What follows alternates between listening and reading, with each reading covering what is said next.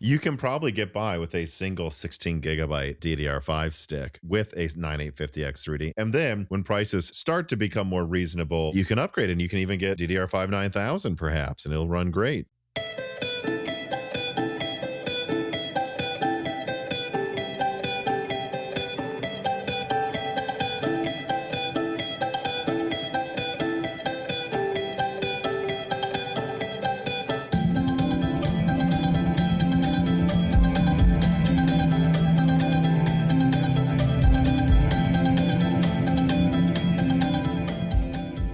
And welcome to Broken Silicon, a gaming hardware podcast. I am your host, Tom, and this episode is brought to you by JLC PCB. New customers can get $70 off their PCBs through a link below, and then CDkeyoffer.com, where you can get Windows 11 Pro for just about $24. And the guest I'm having on today, it's been a while, and I will say that the reason I wanted this guest on is, I've noticed, pretty much everything people want you to talk about right now in this space should be related to the RAM shortage, as that is what acts as a black hole for content, sucking everything in. But, I've had on a memory executive, I've had on, or at least leaked things about and talked about what people in retail and at these major companies think.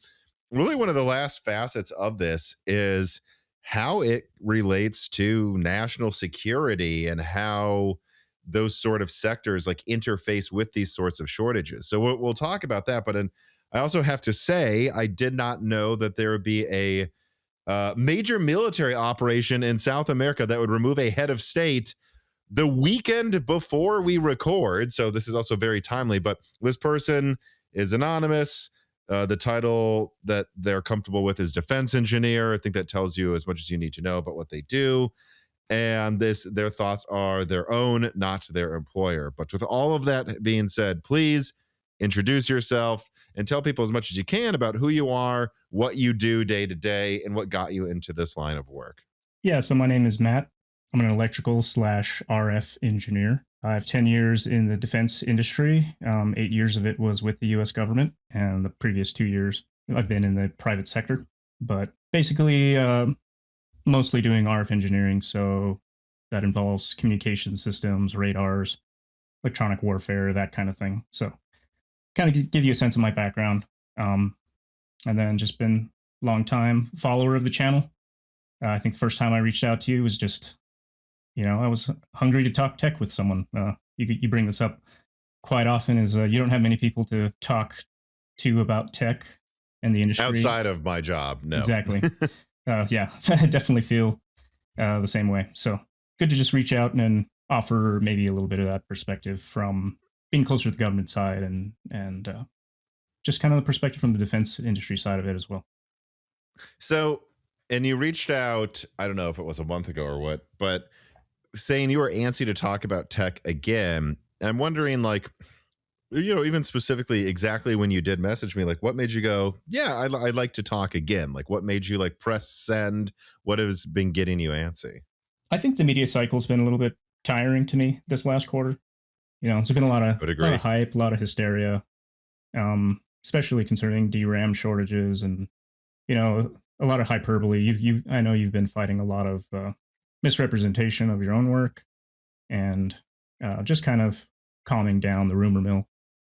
It seems to spread like wildfire. So that was kind of getting just a little wearing on me in terms of wanting to steer the discussion, I guess, in a more tempered kind of rational direction. Well, what you do. What is bothering you the most? And I assume you're talking about mostly what it has to do with RAM shortages, but there's a bunch of other annoying things that have been going on as well in the tech space. Like, I don't think it's even just me. There's been weird attacks on different people's claims out of nowhere, and never any follow-up if it turns out their attack was not true. But like, what has bothered you the most over the last, 6 months, and how the gaming tech community has covered the news? I think one, the hyperbole. There's a lot out there saying, gaming's dead. And then there's also a narrative that the companies are greedy, right? And to me, there's not enough talk about the political side of that as well. All these companies are publicly traded. Profit is the number one thing on their list to do by any means necessary for the most part. And so this behavior really isn't surprising. So it's, I find it kind of funny when people take it as it's a personal attack to their hobbies or something like that. When to me, it's kind of like this is just business as usual, right? And what protects us from this kind of thing is more our politicians and regulation. And there's not as much discussion around that. It's just, oh, companies are greedy and they don't like gamers. It's like, well, if you can sell a shovel for $1,000 versus $20 or whatever, you're going to do that. So. Yeah, I know. There's this thing of like, well, if you want something to be a certain way, I've been thinking about this a lot, especially honestly in the past week, where usually every like New Year's Eve, before that during Christmas time, I go up to Minnesota to visit my family, and then usually my girlfriend's with me, and then we drive down through Chicago. I have a lot of friends that live in Chicago, and a lot of the talk there is centering on even amongst novices, shortages, how AI is affecting things. And I find myself growing wary of like this mindset of like, well, what can we do to cut back, and what should we do to get mad at greedy companies? And it's like, I don't know how long these sort of like, I don't know if you've seen statistics like how much water, and I'm not even saying I'm not some environmentalist here. I'm just saying like how much water eating a hamburger uses. Right. And then you'll have people who time how long their shower is and then go eat at Five Guys. And it's like, you understand this hamburger required more water than you use in like half a year, or like, I don't know the actual statistic, but it's dozens of gallons. And it's like, at least if not more, it might be order of magnitude higher than that. I don't have it handy, but like, and it's like, so what it really comes down to is if you want any of this to change, you have to elect people who will implement the things you want to change. Like you timing how long you took a shower, assuming you're not taking 2-hour showers, that's not really affecting water usage, honestly, compared to like regulations around how food is made. And and that's just a quite out there example. But I feel like this also relates to AI, how AI and other things right now are affecting the price of gaming hardware. And it's like, guys, like there are certainly a lot of weird things companies do and have done in the past and still are doing. So this is not to say they're saints, but it's like, if you want change, you need to vote in a way that will cause it.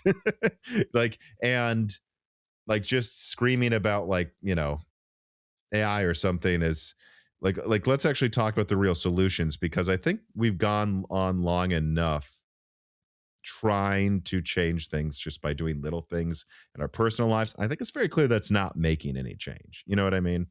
Yeah, I definitely agree. I mean, there is some amount of personal responsibility, but the broad strokes for our society, yeah, that's done through political means and regulation and laws and things like that. And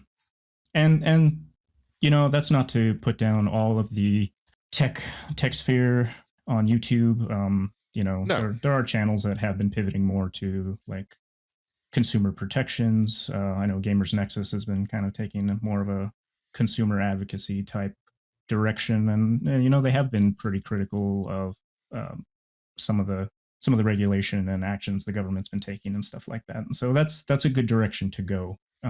But well, and if I may, one thing that I like, and that if it was up to me, which it certainly isn't, and maybe shouldn't be when I look at the views, like how many views some of these channels get, like when Gamers Nexus directly attacks Nvidia or flies to a country and is like, no, this is not true, I want more of that. Because I feel like one thing, especially when you look at like my Nvidia's Ultimate Play leak that I put out years ago, there was so many aspects around that in the mining boom that really annoyed me. Like I could not believe how many mainstream news outlets were hearing Jensen say, well, we're not selling graphics cards to miners. There's just a Fortnite boom going on. And that's why we're selling, 4 times as many graphics cards as there are people to use them. Meanwhile, there's literally pictures online of like 747s full of graphics cards flying direct from factories to mining facilities. Like when you see stuff like that, it's like, no, that's the sort of stuff. Like, can we shine a spotlight on this? Because that is what I like what we were just saying would also make it easier for people to vote in their interests, is if they had that sort of information that's good. Like when they make a claim that's bogus, shine a light on why it's bogus. I feel like a lot of recent reporting on a lot of larger channels has focused on just what will get the most rage and what is the easiest shortcut and like who's the easiest scapegoat. And I would, again, I would hope there would be more focus on just very simple pointing out, like, going to China and going, look at all these NVIDIA graphics cards. This is nonsense to claim that NVIDIA isn't selling these or doesn't know that these are being sold there. That sort of stuff I think does actually have much more impactful change too than random rage bait. These companies don't care about random rage bait. It doesn't affect their bottom line.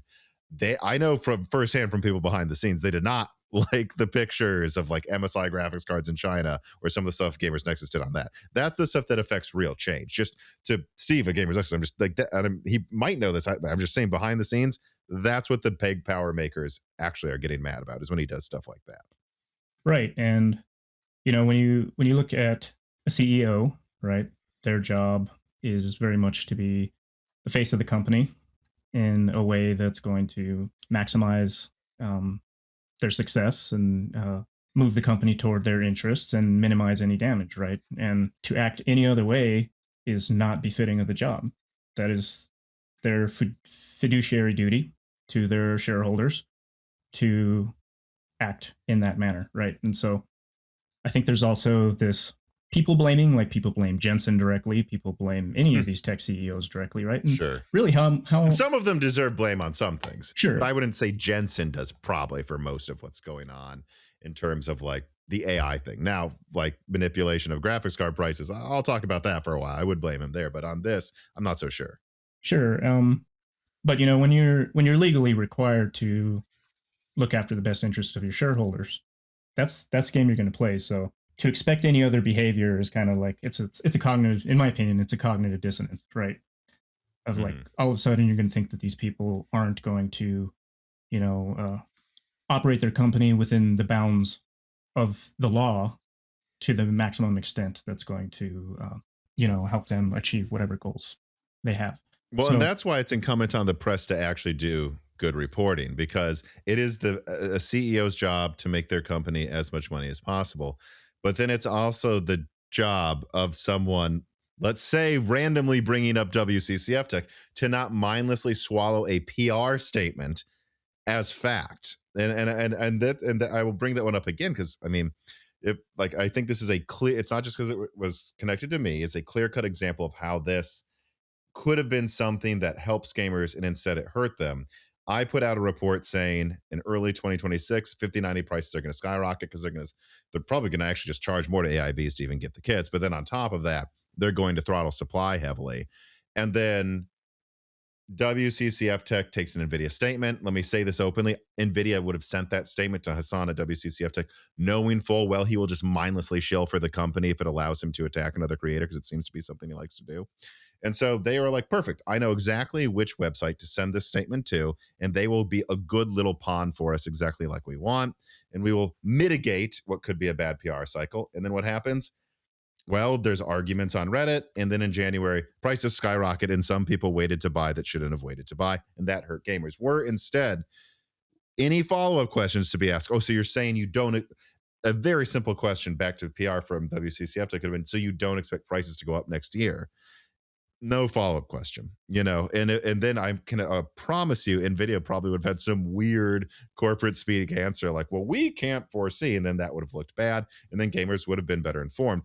That's what the press needs to do. Ask the right questions, shine the right lights, and if you do that, people will be better informed, vote accordingly in their interest, and these companies won't as easily get away with the things that people claim they care about them getting away with. Right. There's a truth debt, right? You can do your PR spin and you can twist the words however you want, but yeah, that's the whole point of a free press and a critically thinking press and a well-informed consumer is to call companies out on their bullshit and, hopefully elect officials who are going to be tougher on protecting consumers and ensuring that companies compete fairly and their business practices are more fair across the board. So yeah, I think that's a good summary of kind of what's been weighing on me in the last half year or so of just coverage and, following this whole AI spending spree and things like that of um, just saying, oh, it's this greedy company or it's this greedy CEO. It's a very shallow take on it. And that's where a lot of channels get to and they just end. But it's deeper, and wanting to talk about that more deeper, your channel definitely achieves that. So, well, I try.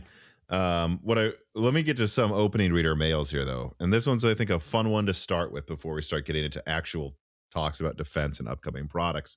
And it's fun because I believe we talk about this anytime you come on. HMS writes in and says, semi-joking question: how big of an issue are Miltech leaks on Discord chats about War Thunder and other games? This is a running meme in many communities. Are gamers a national security threat? And how aware is USG of this issue? Well, it's a running meme within government defense circles too. And that's because most people would never do that. All right. Most people take their job seriously. They take the security of it very seriously.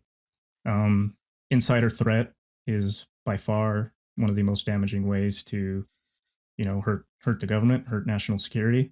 A lot of these Discord leaks tend to be usually someone who's young. Yes. And has access to this information, and they're just trying to prove a point or be cool or whatever it is. And overall, the reason that things are classified to begin with are to protect human life. It's to protect human life. So the people that are out there serving our country rely on the rest of the community to safeguard that information. So when someone leaks, hey, a tank really operates like this, and it has this firing range, and, whatever aspects of its performance happen to be classified and that gets leaked, then that could reveal tactics. It could reveal weaknesses in how those crews operate those systems, etc., that allow an adversary to basically wargame and improve their tactics against our systems. So that's really where the concern is.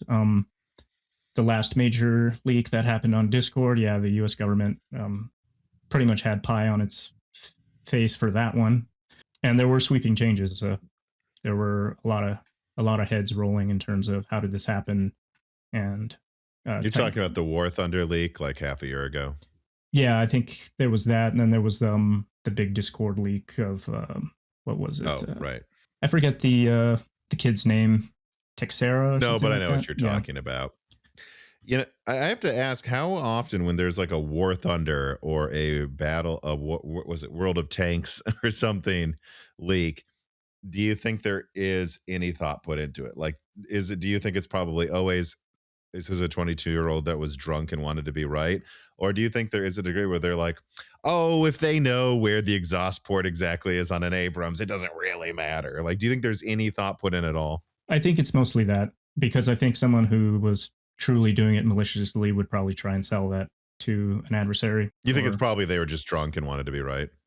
Yeah, and that's a popular elicitation technique for adversarial spies, right? Mm-hmm. Something that I've been taught in my time is, you go to a conference, you go somewhere, one of the easiest ways to get information is to be presented something that's wrong, because engineers, scientists love correcting people. It's in human nature. You want to be helpful to the people around you.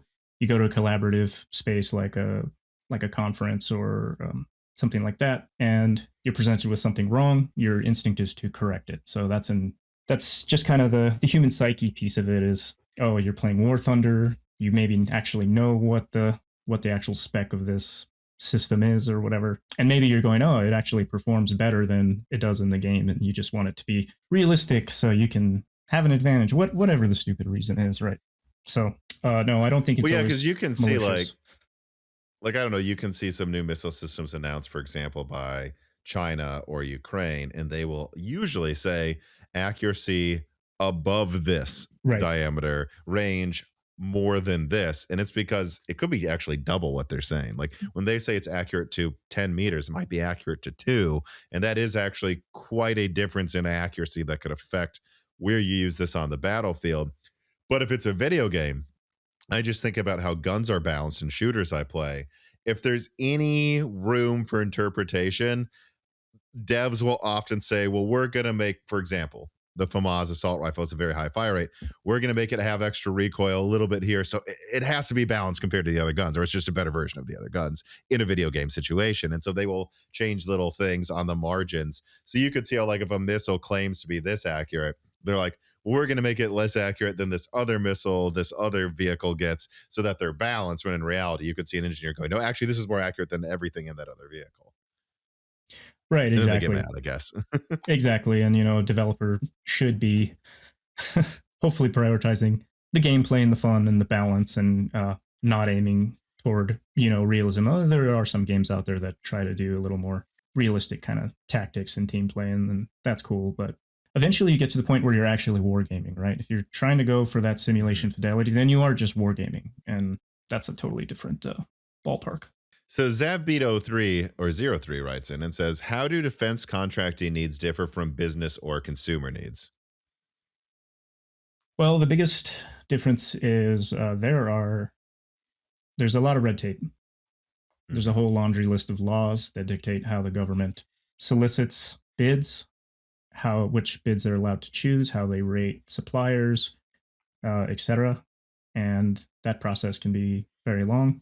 So usually, and there's generally fewer companies that can bid because they have to be eligible to bid to the government.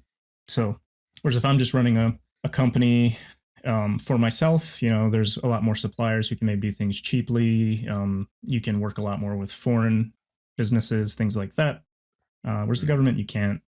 And that just makes the process long and expensive because usually bureaucracy is slow. It carries a lot of overhead. So everything's more expensive, more slow, more red tape. It's a very frustrating process to be part of the government acquisition system, because as much as you want to do good for the system, your hands are often tied and you're just waiting. And that's just a painful part of it. So what you can do is, when those contracts are in place, is just make sure you're getting as much out of them as you can. There's a very high importance to have highly qualified, highly skilled, highly intelligent people who are managing these contracts, because there is a large cost to get them in place, and you want the best people managing them when they are in place so that your tax dollar goes the furthest. Well, so how many times, right, has the United States military started a program to have a rifle that replaces the M16 and the M4, and then it drags on for 20 years, and eventually they're like, is it really practically any better? Maybe we just give up on this. Actually, I have a very limited but example for everybody listening here, personal experience with government contracting, because the automotive company I worked with as an account manager was, God, when would this would have been, like, right before I started doing YouTube full time. So I think I was working on this probably starting in like 2017, 2018. I was part of handling a company that was bidding on the USPS electric vehicle fleet. And I remember working on that. I remember seeing a mock-up of it that actually looks fairly similar to the stuff we're seeing now a decade ago. And I remember thinking it was pretty cool. I'm like, this makes sense. They don't drive very far. If you wanted a rechargeable vehicle, this is like an ideal time to do that. And we bid on it. And I just remember asking, like, when do you think, because, managing an account, I need to report to my boss, like, how much money I might bring the company in a year. And it's like, when do you think this might actually be signed? And they're like, I don't know. Like, they're like, it's a government contract, so we're hoping in 3 years. And so that would have been to like 2021. And they're like, we'll see. And now I'm seeing that this might finally be done, because I just looked it up while we were talking, in 2028. Like, that's actually how long it's taking to do this. And there's a piece of personal experience. I have been that guy who's telling a company, oh yeah, when's this contract going to be in place? Like, it's at the speed of government. That's all I can tell you. Like, it's a painful position to be in. Yeah. And so, some of it makes sense, but I guess I would ask, how much of it do you think is like necessary or not? Because that gets into quite a sticky argument, right? Because this is the easiest thing to become corrupt, is government contracts getting handed out to favorable entities, like, does it seem like half of it could probably just be removed?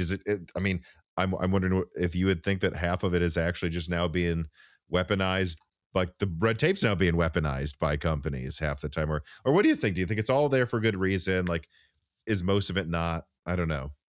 I think the intention is good, but there are a couple problems. One of the problems is generally what happens if, one of the big things the government is molded around right now is the auditing process. Most procedures are in place to pass the audit, whether or not they're good ideas or not.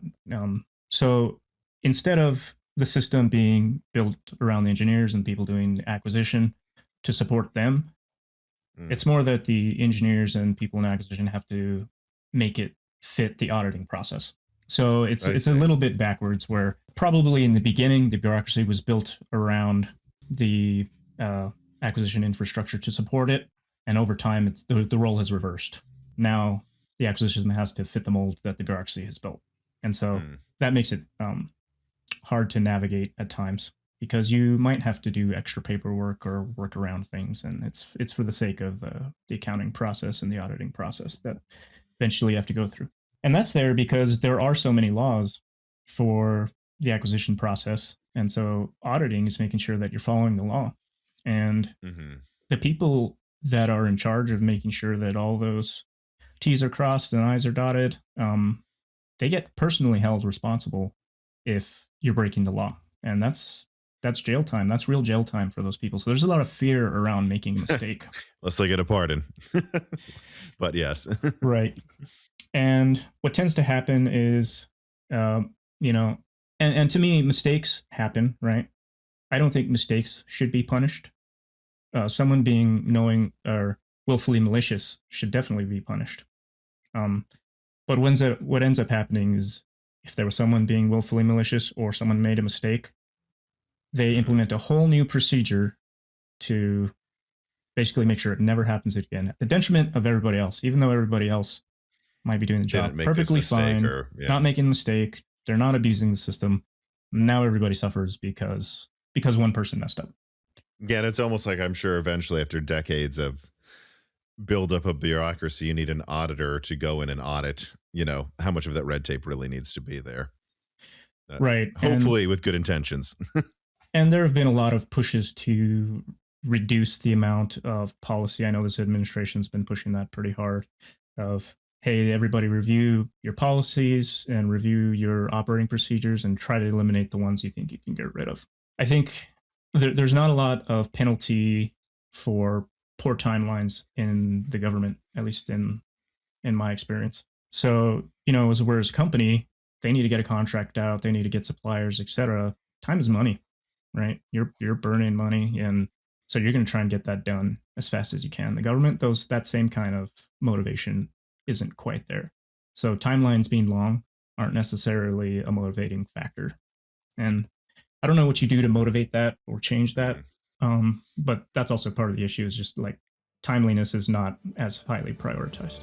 This piece of content is brought to you by JLC PCB. Innovation starts with an idea, and JLC PCB helps you bring your ideas to life. With their one-stop manufacturing service, you can get everything you need in one place, whether that's PCB fabrication, SMT assembly, 3D printing, and CNC machining. And yes, from rapid prototyping to full production, they handle every step with precision, speed, and at a reasonable cost, especially when it comes to their 6-layer PCBs. On that last point, their 6-layer PCBs allow fast, clean routing and avoid the struggle of squeezing signals onto their usual 2 or 4 layer boards. More routing means more freedom and faster development, fewer redesigns, and therefore quicker project completions. Spend less time fighting routing limits and more time building the actual project. And 6-layer PCBs are usually expensive, but JLC PCB offers one of the most affordable industry prices. So whether you're a maker, an engineer, or a global hardware company, JLC PCB empowers you to turn your ideas into a reality. Faster and smarter. Support Moore's Law is dead through the link below. Yes, just clicking on the link below helps the channel a ton, but obviously if you need their services, you can also get a really great price on 6-layer PCBs as well if you follow the directions and use the offer codes and coupons below. So please support Moore's Law is dead at JLC PCB today.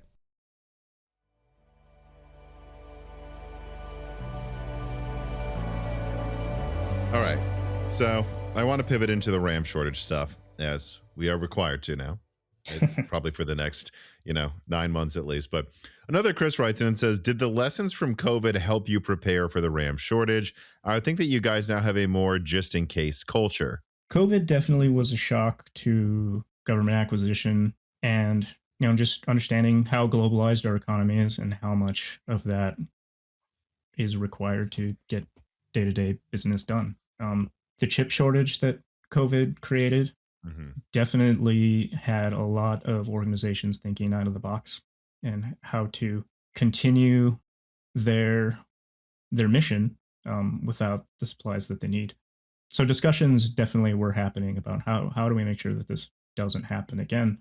Part of that is CHIPS Act, right? So the CHIPS Act was there to try and say, hey, let's try and fund more domestic production, and that's had varying amounts of success.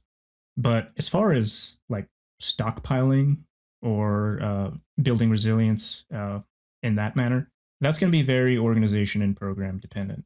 You're not really allowed to spend the money however you want in the government. You can't just say, well, I'm worried about RAM shortages, so I'm going to stockpile RAM. And you're limited what you can do in your contract. What does your contract spell out in terms of what you're going to acquire and how you're going to acquire it? And that might not allow you to do it. So it has to be a pretty high level strategic thinking to think that far in advance and say, yeah, as the government, we're going to stockpile some kind of commodity. Usually what happens is they'll put together a committee that deals with an issue. They get an office in the Pentagon or wherever, and they'll get a pot of money and they'll say this pot of money is to solve this problem. So XYZ chip shortage problem, they have this pot of money, and then different organizations think of ways to solve that, and then they kind of bid for that money. So it's kind of interesting. There's the defense acquisition world is kind of it's its own economy, right? Where there's kind of core funds that keep the different military branches funded and their core functions funded, and the chunks of money get earmarked for different things. And then there's kind of this pots of money that float to just kind of have some vague effect on mission, right? So CHIPS Act money, there's a lot of money there, and it kind of spelled out what it would be spent for, but there was no real, let's fund this, let's fund this, let's fund this. It was more or less up to different organizations to basically petition and make proposals to the people that disperse that CHIPS Act money and say, hey, this is a good idea and here's why. And then this committee just decides, they have 10, 20 different bids from different organizations and go, these are the proposals we like and that's what we're going to fund. So it's almost survival of the fittest in that sense. So there's almost like a Darwinistic aspect to these programs having to put themselves out there to win this money. It's prove that they're actually doing something with it. And so there's a little bit of showmanship that comes with that, in the sense, if I have a program that I believe in that's going to help national defense, I have to make it look the shiniest and best and most on schedule and, most cost effective so that I have the highest chance of getting that money. That's also a detriment to the acquisition process, because if I oversell what I can do, that's exactly why you have this, like you were saying with these assault rifles, right? Program drags out, it's way longer and way more expensive than you thought it was. That's because the name of the game is to have that showmanship aspect. The alternative is that you don't get funded at all.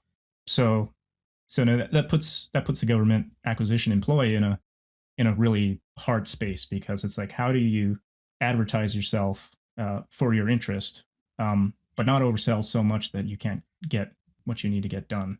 It's a very fine game everybody plays, but again, the alternative of not playing it is you're just not doing your job. So how much of that mindset do you think? Because from my perspective with the CHIPS Act, they spent all of their money on stuff they didn't really need a lot more of. Like, they spent all the money on building out these fabs when we already have TSMC building fabs. We already have tons of Intel American fabs. Global Foundries, right, has fabs in the US, I believe, and so does Samsung. And they're like, what we're going to do? We're going to build a bunch of Intel fabs in Ohio, and then people who used to make Ford F-150s or whatever are now somehow going to put on those white outfits and work in clean rooms, even though that's never going to happen. And basically no effort was put into heat sinks, PCB manufacturing. Do you believe that happened with the CHIPS Act, where the sexiest thing is 2 nanometer, and you just had Intel and Apple and all of them out there, and then they just ignored, the boring heatsink. That's definitely part of it. I mean, all these big companies lobby the government for things, and so getting that government subsidy, getting CHIPS Act money is definitely in their interest. So the big players like Intel, they're going to go try and win those dollars for their company. Makes total sense. And it's a feel good story for any administration that's giving that money out, right? They want to show that their efforts are benefiting national interest, and so Intel building fabs, whether that's a good idea or not, whether it's actually what you need. If the press, everyone's heard of Intel. Yeah. Everyone knows what a CPU is. It's the sexy thing. Right. Behind the scenes, there were other things going on with the CHIP Act too that most normal people wouldn't be thinking about. And that's the United States military deals with ancient systems, right? We've developed weapon systems that were still operating today that were developed during the Cold War. Yep. A lot of them have been operating decades past their expected life cycles. And because we don't want to spend new money to re-engineer and redeploy new systems, we just say, well, we'll retrofit or keep the system running longer than it has to. So what happens is you have these systems that the companies who built them, designed them, maintain them are gone. They've either got bought out, closed shop, whatever. The expertise that was there for those systems it's just gone. I don't know if you ever watched the YouTube channel Perun. It's Perun.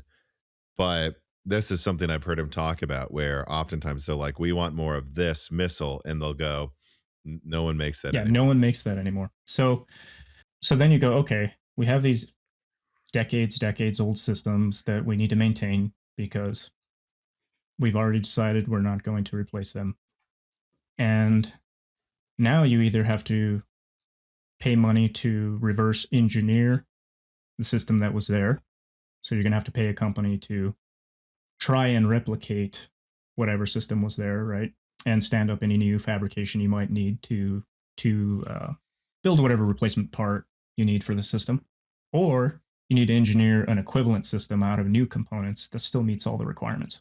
Now, a good example of that is the nuclear enterprise, right? We build ICBMs, and they're expected to have a very long lifetime, and they need to work when you need them. You can't just let the parts, all the parts on it have expiration dates, and they need to meet very strict requirements. These are systems we want to work the first time, and we want them to work exactly as intended when we need them. So, I mean, look at Minuteman. We're in the process of replacing the Minuteman ICBM with Sentinel. The program's called Sentinel. And that is a huge undertaking. That industry just doesn't exist anymore at all, right? We had a lot of manufacturing and, all the momentum from World War II up through the 1990s for nuclear enterprise has eroded after the Soviet Union collapse. And now we got to replace every single ICBM in the nuclear triad to a modern system. The amount of investment required to do that is totally absurd, and that is a very hard problem. Some of that CHIPS Act money is definitely going towards things like that, of how do we ensure that our existing systems that are older and past their expiration date are still working long enough that we can still invest in, execute programs like Sentinel. So CHIPS Act behind the scenes is not only just let's fund the 2 nanometer, let's fund the, shiniest new fabs. It's also how do we get some of these antiquated systems, make sure that they have equivalent replacement systems, or we reverse engineer the systems in them so that we can build them again. So that's some of the kind of things I saw. CleanSweep writes in and says, given all the craziness in the hardware market, do you think that the U.S. government might invest in building out the rest of the PC hardware supply chain? It seems like the politicians understood chip fabbing. I don't know that they did, but not all the other steps required to make computers and processors. How do you see the CHIPS Act thing kind of ending? Because from where I'm sitting, unfortunately, it would not entirely surprise me if half of these fabs built for Intel just kind of wasted away. Yeah, it would be nice if the CHIPS Act funded more of that resilience in other parts of the consumer supply chain. I don't really know how much the government, though, is invested in kind of just the day-to-day consumer products. The government's not really good at shaving a penny's cost of things off, like your commodity computer parts. I think the best spending of that money would be to subsidize U.S. companies to do that for them, right? If you could move things like heat sinks and all the other auxiliary components around consumer electronics to the United States, or at least to North America, right? If you could move some of this manufacturing to, say, somewhere like Mexico or economic zones where we don't see them as being adversarial at risk, right? All this is happening in Southeast Asia, and there's a lot of political tension there, right? There's a lot of military tension there. So moving that anywhere else is a good idea, and getting it closer to the United States is also a good idea. But I don't know that the CHIPS Act is focused enough in the sense of it's that committee and it's just organizations bidding for that money of whatever seems like a good national interest. So I don't know that the government will address that directly. I will say what's had a little more effect on that directly is actually the tariffs. And that's just because it's increased the operating costs of these companies directly. And so now they're looking at alternative supply chains and alternative logistics that move things out of Southeast Asia or wherever they're being affected by tariffs. And so that's kind of been, in some ways, addressed the problem, if inadvertently, right? It's kind of moved some of that production around. So, I mean, have you seen any examples of something that I believe I've talked about with other guests, though? Like, there's a tariff and the tariff's gone, then it's on again, then it's gone. Like, I think the craziest or maybe the saddest example is a lot of this is often argued that the tariffs the U.S. puts out there and controlling, China, making sure we're not too dependent on China. And then, I don't know if the blood sugar was low that day with the president or what, but all of a sudden we get to a situation where India actually has higher tariffs than China, and a bunch of these companies move their operations to India instead of China. And they're like, wait, now it would be actually cheaper if we just stayed in China. Have you seen any examples of that, though, kind of cause hesitation or backstepping? Because that's my greatest concern is I would imagine the tariffs would just make people relook at their supply chain in general, right? Like, and just the act of doing that, you might discover things. But what about the thing I just mentioned? Yeah. So I think this is a good pivot because the best thing for government acquisition and national security and business is being able to do business freely and predictably, right? Companies that have to deal with the tariff laws changing every other week are not going to want to do business, right? Their costs are going to go up because there's more uncertainty. They are going to move their supply lines and logistics to wherever is stable so that they can predict their business operations. And that usually comes at a higher cost, right? They're willing to if the prices of their commodity has to go up in order to have stability, they're going to do that. And then all that cost is going to trickle to whoever consumes it, including the US government. So there's definitely some of that going on. I know there's commodities that the company I work for purchases that, especially when the tariff laws were new, we were really talking to our vendors like, hey, how is tariffs going to affect this? And a lot of their answers were, we don't know. We're going to give you a price that we think is realistic, right?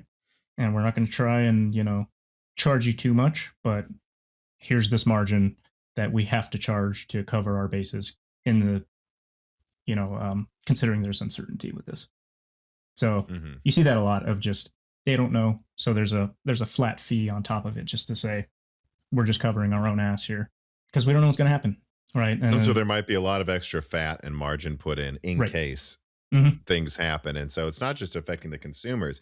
It's also affecting, that's interesting, like the efficiency by which the government can purchase things as well and ballooning their budgets and getting less for the same dollar. Right. So now pivoting to this DDR5 shortage, it's the same thing is now all these commodities cost more, which broadly affects the burn rate of any program or any acquisition program, right? If you think about it just in terms of there's a baseline IT cost for the government, right? To make sure your employees have their work computers, they can do their VoIP and all that, and all the things they need to do their day-to-day job. The baseline cost of that just went up because DDR5 prices went up. So now when these military branches or organizations are proposing their budgets, which they have to get approved by Congress, et cetera, part of that is going to be IT. They either have to accept that the amount of things they can cover in IT is either smaller, right? Or a bigger portion of that budget is now taken up by IT. So now there's less money left over after baseline costs to actually do your job, right? Do the research, do the engineering, do the acquisition. And because I said there was kind of this Darwinistic aspect to these pools of money, you have all these organizations who propose spending this money. There's less of it to go around now. Now, those in charge of those committees, military brass, et cetera, are only going to choose the most lucrative, most promising programs, and fewer of them because there's less money to go around. So, yeah, it affects literally everything. And it doesn't even matter if your program relies on DDR5, right? There's just less money to go around. So, and just to be clear, this is something you're seeing directly. The RAM shortages affecting budgets, what can be purchased across the sector, right? It's not hypothetical. You're seeing it firsthand. I don't think it's really hit quite yet. The biggest costs are going to come from like your main enterprise vendors, HP, Dell, right? They haven't quite announced what their price hikes are going to be for this coming year. At least not that I'm aware of. But we're all foreseeing this kind of staged. Well, here's prices going up on just servers, laptops, everything. So I don't think we're feeling the brunt of it yet, but it's going to be very soon. Now, the other thing from a national security standpoint to think about with a shortage like this is it creates opportunity for supply chain attacks. Yep. When there are shortages, people are going to be looking for deals, right? And if an adversary wanted to do some kind of man-in-the-middle supply chain attack, you could do so like by Israel offering with the pagers, right? Like, right. Here's a bunch of pagers for cheap. Why were they cheap? Yeah. Right. You offer a good deal on systems and comes with more than you bargained for, right? And that's not just, adversaries exploiting U.S. companies. It also goes the other way around, right? The United States could easily do that with our intelligence agencies to other nations, use this shortage to create a sense of desperation, an urgency to act now in order to carry out some kind of intelligence objective. So that's another thing to think about with shortages. You could see that very easily, couldn't you? With like Nvidia graphics cards to China, like, oh, I'm some, wholesaler in Vietnam that definitely doesn't work for the CIA, and I've got all these 5090s for cheap. That could be an easy vector from the other side, right? Yeah, as well. It goes both ways. And China's a good example, right? They've made claims that they only want to. They're trying desperately to move to their own domestic chips and things like that. They've made comments about whether Nvidia chips or other chips they're getting from the U.S. are backdoored, etc. So they're aware of that. We're aware of that. Both our government and their government are trying to isolate each other from each other's supply chains as much as they can in terms of semiconductors, and part of that is reducing that threat vector. This Jansen writes in and said, I would guess RAM is very important for defense. And the infrastructure, cybersecurity, R&D, vehicles, and smart weapons like missile guidance and whatnot. But what ways do countries have to prioritize themselves during shortages, like RAM supply shortages today, of course? Do we expect to see more collateral damage and casualties in wars and other military operations due to the use of less smart weapons during RAM shortages? I'm going to guess it probably won't affect that as much, right? When times are good and when the economy is good, we stockpile sophisticated weapons. And you do that for a long time. We did that in the Cold War for a long time. And then when a conflict breaks out, you break out those weapons and they do their job. And they're not necessarily the most cost-effective way to wage a war. They might be for the beginning stage of a conflict, right? You kind of saw this with the Ukraine-Russia conflict. you break out the big weapons you've been stockpiling during peacetime. But if the conflict doesn't resolve, it becomes a war of attrition, right? Mm-hmm. It's now your more basic commodities are what's important. The analogy is in peacetime, no one wants to build. The Navy doesn't want to build mine layers during peacetime, but during a war, you need the very boring mine layer. So, yeah, we tend to look at the cutting edge supply chain as totally necessary for warfare, but it's really not.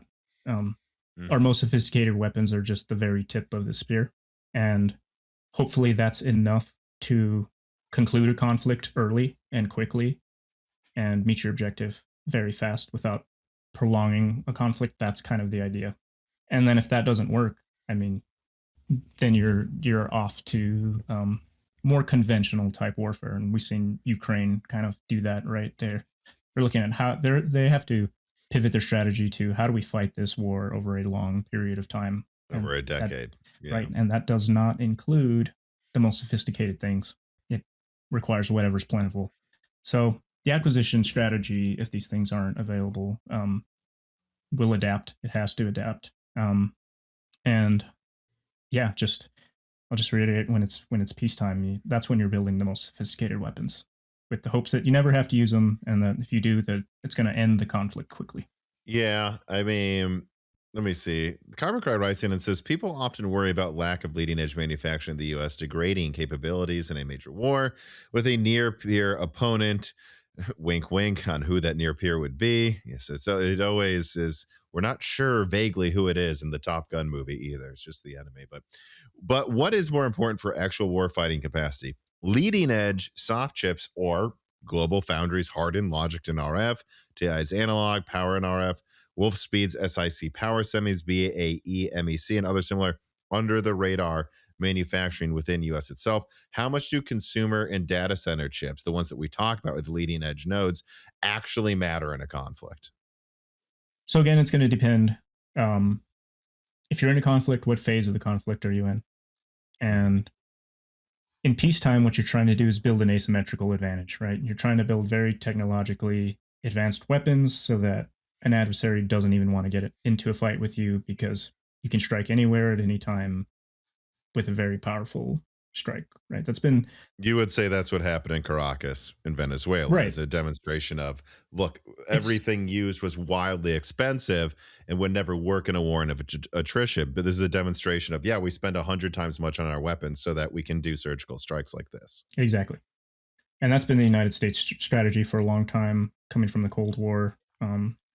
We knew we could never keep up with a quantity battle with, Soviet aligned states. They were always going to make more tanks, more helicopters, more planes, more everything. And we pivoted to making such sophisticated weapons that was just, hey, if you want to get in a fight, we can strike so deep into your territory with such precision, so powerfully, that you're not going to want to start the fight to begin with, right? That's very much our strategy. It comes with drawbacks. We are not very well suited to fight conventional wars. Or especially we being the United States, or with look at the war on terror. You're not fighting a nation state. These technologically, it's a lot more low tech of a fight, and when you're flying a $100 million aircraft to drop a multi-million-dollar satellite guided weapon on people hiding in caves and things like that, you're not fighting a cost-effective war, right? We're lucky enough that we're rich enough of a nation to wage that war for so long, but it is not an efficient one, right? We built all those weapons to fight a totally different adversary. Right. So just to jump in, because it is in the news, you would say what we saw with the removal of Maduro is exactly what the U.S. military is optimized to do. Mm-hmm. It is not optimized to do what has been hinted, which would be a boots on the ground for years. Not at all optimized, not the plan, not something we would do efficiently, most likely, right? I mean, it could. And it depends on the length of conflict. Right. So like historically, you look at things like Desert Storm, Operation Iraqi Freedom, things like that. Go in, occupy a country. Even the Korean War, Right. 4 years. You can get away with that. It happens quickly. When we can use all the tools at our disposal, we can be a very destructive force. And we're good at these types of things. Yeah, you're exactly right. What happened in Venezuela, that is our investment in these asymmetrical capabilities over a long period of time that we can do these types of things. Mm-hmm. Yeah. So just pivoting back to the original question a little bit then is the importance of leading edge nodes is for building that asymmetrical capability and having that technologically advanced weapons at the tip of the spear. And you want to do that for as long as you can get away with so that you build that asymmetrical advantage. Right now, AI is definitely the focus of that. And it's not necessarily AI like we think about it, like it's being, marketed to consumers in the US. It's not, I'm talking more like autonomous warfare, right? AI drones, drone wingmen, automated firing systems, things like that. In order to reduce cost, that's kind of where the defense acquisition strategy is moving. There's more autonomous systems, fewer humans in the loop. It takes a lot of logistic support to keep a human fed, trained, operating, etc. So if you can remove that aspect and replace them with a computer to do all those same functions, then that helps us reduce the amount of cost we incur for any kind of operation we engage in. So that's really where the AI push, I think, now is it's not just is it really, it's really not about how much you pay the human, right? It's just that you need food, and that's a lot more complicated than recharging a battery. Yeah, the logistics of military operations is totally insane, right? The amount of manpower you need just to make sure that, you can fly a B-2 bomber anywhere in the world and carry out a strike. It's a huge economic and logistical burden to be able to do that. So yeah, making as much of it autonomous helps reduce that cost, and it's really a unique problem to the United States because we're pretty much the only military that's trying to project power across the entire globe. Right, that's by design. The Russians don't even have an aircraft carrier anymore, and they basically didn't ever, if we're being honest. Right, and most countries are mostly trying to just secure their own borders. Right, they're not trying to project power anywhere. So that comes with the cost. I think it was so that would even more favor AI then, is kind of what you're saying as well, because if you have to project power, it's even easier logistically with AI, and so AI is going to be everywhere no matter what. But specifically for the U.S. military, even more so, it doesn't make sense, right? Right. The new B-21 Raider bomber, for example, it's been kind of hinted that it might have some kind of autonomous flying capability, right? You would hope. You would hope, right? Can fly longer missions. Operating fatigue is a thing. That's another advantage you have of a system that's autonomous, or at least maybe semi-autonomous. And so you think about our leading edge nodes and building all these AI data centers and stuff like that. For the military, that is very important to train these models that will eventually be operated autonomously on a vehicle that's maybe air gapped, right? Maybe it goes into contested war zone. There's no active connection to it. It has to autonomously carry out its mission. You're going to want it has to be able to be air gapped, so it can't be hacked, right? Probably, or it's just it's being jammed, so you can't talk to it, right? Right. Whatever the case may be. So I mean, on that note, though, how much of like modern military systems would use even a 3 nanometer node? Wouldn't they all be using like battle tested 12 nanometer or even 28 nanometer stuff? And actually, maybe AI is the exception, where it's like, no, actually, you do want 2 nanometer for the AI, because it does need to be it needs a pretty good processor to be smart, right?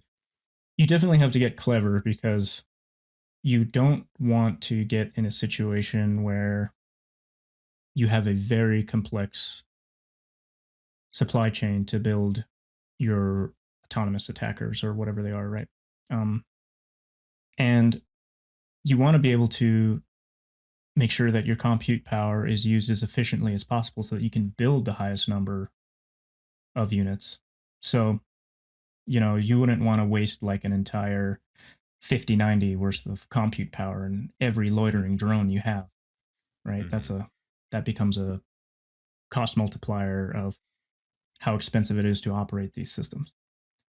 So the on-device AI processing piece has to be very efficient, right? It's probably not going to be a GPU. It's probably going to be some kind of ASIC or some kind of device that eventually you can mass manufacture cheaply. It's power efficient. It's space efficient. And so the cutting edge nodes is more for the on the ground training the models. I see. Yeah. Even the advanced fighting stuff is probably going to use older nodes for stability. Right. You're gonna prioritize cost and reliability in the actual weapon systems themselves. Now, where you can get away with consumer off the shelf parts, you might do that. That does happen in the defense industry, where instead of saying we're going to design something that's proven resilient, or pull an older part off the shelf that's already been hardened, you might take something off the shelf and then add extra hardening to it. That has been a trend in systems, is just taking consumer parts and then making them more resilient in the systems they're going into. And it's not just resilience in terms of performance and reliability. It's also tamper-proofing them, right? A lot of these weapon systems we export, or we expect some amount of them to be captured by an adversary. Mm-hmm. So a lot of the kind of hardened systems we talk about that are in military weapon systems, it's not just performance and reliability, it's also tamper-proofing, because we don't want an adversary to either repurpose that hardware for something else or otherwise reverse engineer it. So to some extent, you can take consumer off-the-shelf parts, Intel processor, AMD processor, whatever, and harden it to make it more survivable and or make it more tamper-proof or ready for export, things like that. And there's probably some amount of cooperation with the government that AMD, Intel, these chip makers do, so that they can offer a little more tamper-proofing or anti-reverse engineering stuff that's probably already baked into the chip, and it's whether or not they just need to. Yeah, right, because they would want that in general. Extra fusing, cutting off certain parts, whatever, code obfuscation, things like that.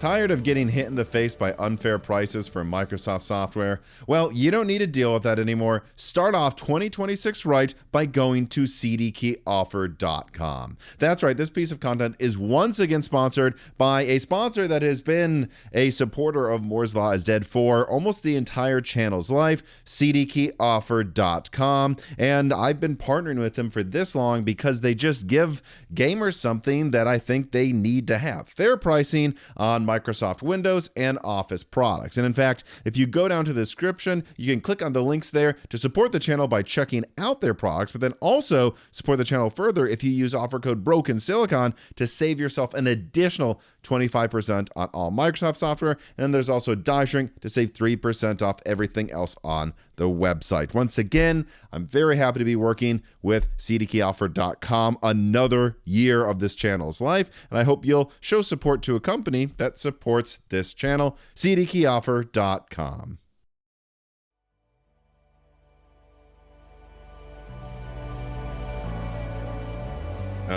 AI generated fish writes in and says, in the circles you travel in, what is the sentiment around AI? In my experience, it's being applied towards things it doesn't really need to be in and not used in areas where I think it would be most useful. In the defense circles, it's a lot different, right? It's not LLMs.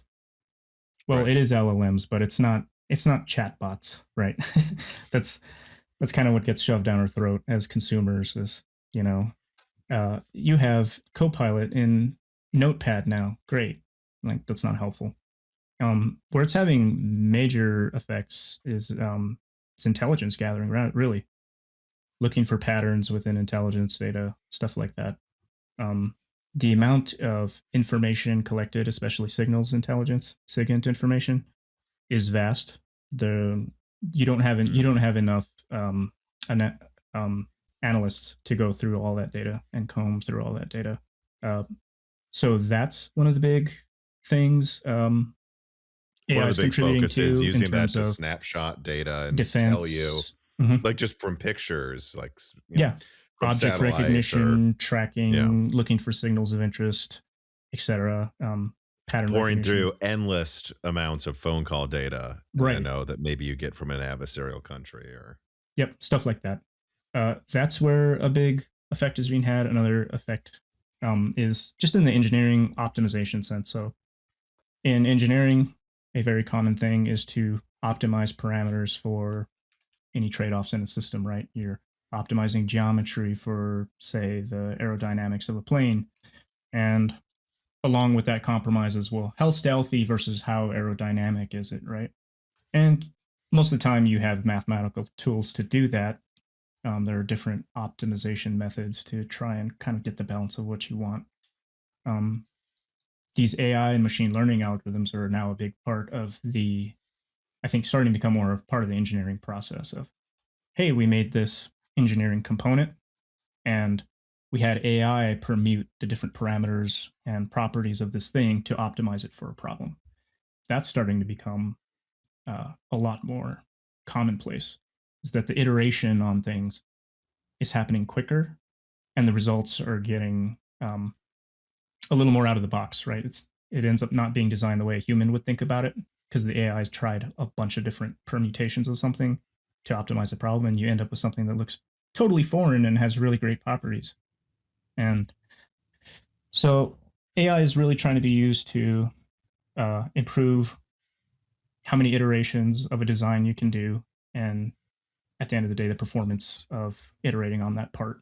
Can you optimize it beyond maybe what a human would traditionally be able to optimize using traditional mathematical tools or design principles, things like that.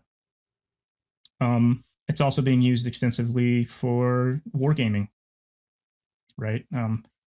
You right. see, That's an obvious use case. I Yeah. mean, we see it on the consumer side of, hey, let's play some bots against the best StarCraft and StarCraft 2 players, right? That's kind of the part we see about it. But you can apply those same principles to wargaming of, how do you fight a war against this adversary? They have this number of units with these capabilities, and think of it as a real-time strategy game on a computer. Just it's with real performance parameters, and how do you win that engagement with the maximum amount of lethality in the shortest time with the least casualties, whatever operating parameters you're trying to optimize, right? These new AI algorithms are also very good at that. Mm-hmm. So there's a ton of military utility for this type of AI. And then, of course, just This anything. being what you can realistically do with Mhm. AI now. Yeah, optimization problems are always a good application. And that's where I see most of it being useful. There's also other parts of it too. If you think of it from an intelligence or counterintelligence point of view, like, could you use AI bots to go gather information for you, right? To execute a propaganda campaign, to Hmm. Well, I'm sure they're doing that in Russia right now, and if we're right. not There's an against them, we're endless probably stupid. amount of nefarious things you can do with that. And then there's the mundane stuff, right? Can you speed up the bureaucracy with AI? Is there a certain amount of paperwork or Oh yeah, I could see that actually being huge. That housekeeping could type things? revolutionize the red tape issue, couldn't it? If you could just have AI analyze at least as much as possible that you could do it from the data set and go, this is breaking this rule, this is not breaking this. We noticed a red flag here. That might Right. save endless work hours of what would usually be bureaucrats. And can it do it reliably? Right. That's the Mm-hmm. other part of it. Or at least get you 80% of the way there so that a human checker doesn't have to do the majority of the work. Mm-hmm. The other thing is, the chatbot stuff does make its way into the engineering piece of it too.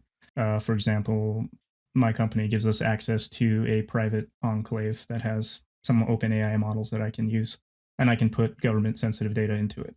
Right. Mm-hmm. I can't go do that I can't just go chatgpt.com and be like, hey, help me optimize the system I'm working on. Right. It breaks all the uh, data protection rules that I have to abide by. But I do have a private enclave I can go use. I go to my company's website, and they have a portal I can go into, and it's ChatGPT 4.0, but it's just hosted on a local server that I can put my own stuff into. Oh no, it's 4.0, so it always tells you you're right. Yeah, there's a little bit of that of I try to find where the AI is useful. It's something that's not going away. So as an engineer, I want to keep up on what the latest is and whether or not it's useful to, try and optimize my job where I can. But sometimes trying to get these AIs to be effective is almost a whole job in itself, right? Yeah. Engineering the prompts, optimizing. I've told ChatGPT multiple times, be more critical of me. Be more critical of my work. Don't just tell me it's right. Stop telling me this was a good title. This was a bad title for a video. I've had to tell it stop doubling down when I tell you that you're wrong, like, because it'll just confidently lie to you. Sometimes it does do that. Yeah, it'll just confidently lie to you, and you're like, that's not it. Find me another solution, and it'll double down. It's like, this is so frustrating. But so that's a whole job on its own, is just how do you get these LLM chatbots to be useful? How do you tie them into your workflow with your peers, your regular engineering work? I've had good success using them for little snippets of code, nothing major. They're very good at quickly digging up referential material for me. There are, some math subjects that I'm rusty on, right? Haven't looked at since college or whatever, and go, hey, I need to optimize this thing, or I need to build a framework mathematically for this. Chatbots have been great for that. So it's not that I wouldn't be able to get to that outcome on my own, but now I can do it in less time. And so to me, that is useful. But you do need a bullshit detector, right? That's the thing you can't train, is you have to be witty enough that you know when it's lying to you, and you know when it's leading you astray, and you have to be willing to dissect the solutions it gives you, because if you're not, you're going to get in trouble. You're going to implement a system you don't understand, or that is not actually doing what you want it to do, and that can get you in trouble. Perhaps a made-up tariff policy with an equation that makes absolutely no sense. Right. So I wonder a little bit about just kind of what does a future engineering workforce look like? Mm-hmm. Also, because in academia, AI use is rampant, right? People are skating through classes. Yeah, that part really scares me. Yeah. And how flippantly people talk about using it. Like, just, oh yeah, I used that for this paper. It's like, you admitted that? I would have been expelled from college if I Right, yeah. And so that worries me too, is just we don't seem to be building up a workforce that has an aptitude for critical thinking. And part of using AI effectively is being able to think critically, right? It's a skill amplifier. That is the thing that makes it useful. Right. It is not a substitute for intelligence. It's there to amplify your own intelligence. And so that worries me. I just wonder. And if you lack intelligence, you're amplifying a lack of intelligence is what you're doing. One thing that really scared the crap out of me as I was a junior engineer was there were these people near retirement age who had done defense for a long time that knew so much. They were so well versed in their subject. They were irreplaceable, right? And then they retire, and it's like, well, this is on you now. That is a scary thought of just, I am shouldering the burden of this particular defense thing for the United States, and there's no way I can replace the person I just replaced, right? That legacy of keeping that expertise within the government or within the country. How does that happen with AI, right? Can AI retain some of that? Or is AI going to make all the workers that are there more replaceable?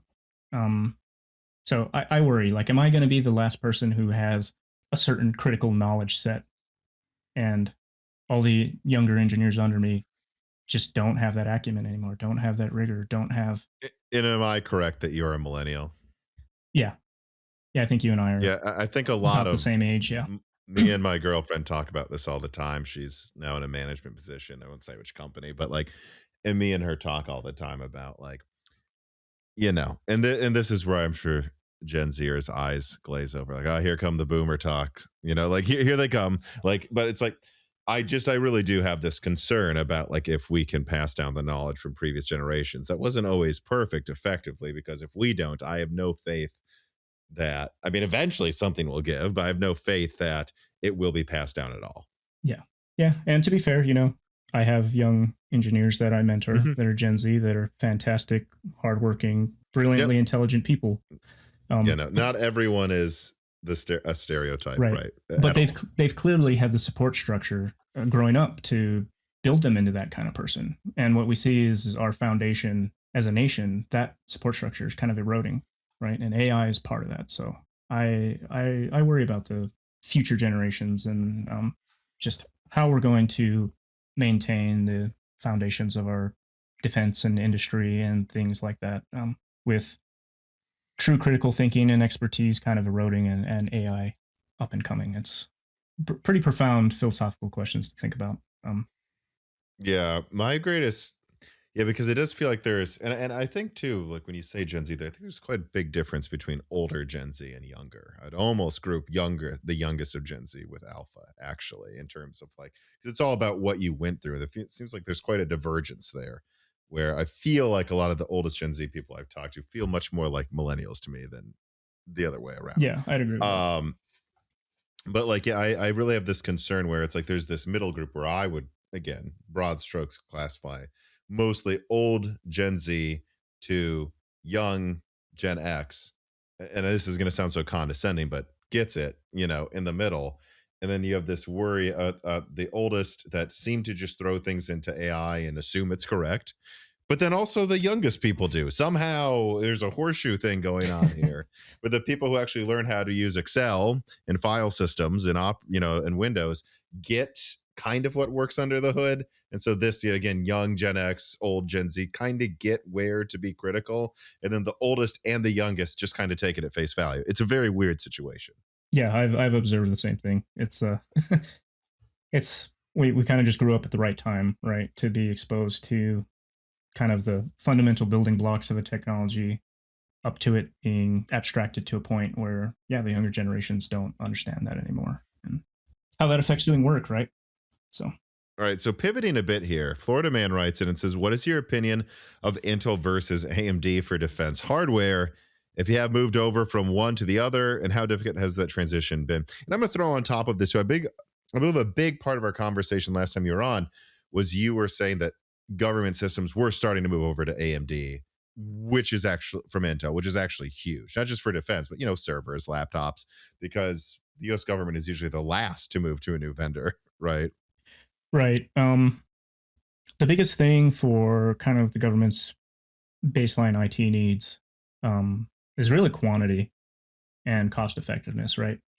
So if you've got an Intel and an AMD system sitting in front of you and you're looking at spec sheets, that comparison of, well, this AMD is a little bit better than that and whatever, that doesn't really come into the equation. How many as threads much. does it have, and how many E-cores? That there's not that much talk about. No, the real things being analyzed are how many can we get? What's the support contract going to be? Right? Mhm. Because you want to do this huge contract with Dell or HP or whoever. You want to negotiate in bulk so you get a good price. And when a system breaks, you want to be able to just ship it to them and get a new one. Right? And for a very long time, Intel has been great at that. Right? From a numbers game, Intel just has a huge presence in just number of chips they can make, how many they can supply to vendors, and then that trickles down to what the vendor can offer you. When Zen came onto the scene and Threadripper started offering a real alternative to the high power workstation market, and this is something I had chatted with you about in previous episodes, I went out of my way to go outside of that government acquisition chain to get exceptions to purchase AMD systems. Right. And I put in the justification that, hey, if we buy an Intel system through the vendors we have access to, we're throwing money away. We're going to get a worse system. It's going to cost more. And therefore, not only is it a waste of taxpayer dollars, it's a waste of my time. And you get all the right signatures and approvals in that, and you can make exceptions and buy systems. Now that works for someone like me who's working a small program and I'm buying small quantities of stuff.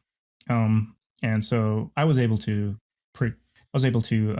procure many Threadripper systems as I needed. And that was a big boon to our productivity. And then now what I'm seeing, is you can get Ryzen systems that are being offered by Dell or HP Enterprise, um, just for the day-to-day stuff, which is great. And I think you mentioned you have an HP ZBook with Strix Halo, right? Something like that, or some kind of I think it's HP called the Enterprise. G1A. Actually, the name is familiar to me again because I've been advising family members on what laptops they can get, and every other laptop's gone up in cost, and Strix Halo's kind of remained around $2,000. I'm like, well, if it's 1,500 for, you know, a Alder Lake system because the RAMs cost more, or you're $2,000 for Strix Halo, I recommend just get Strix Halo. So it's actually very front of mind again, Strix Halo. Yeah. Right. So something like that, right? Strix Halo being in a ZBook, that's something HP would offer to the government, right? So Mm.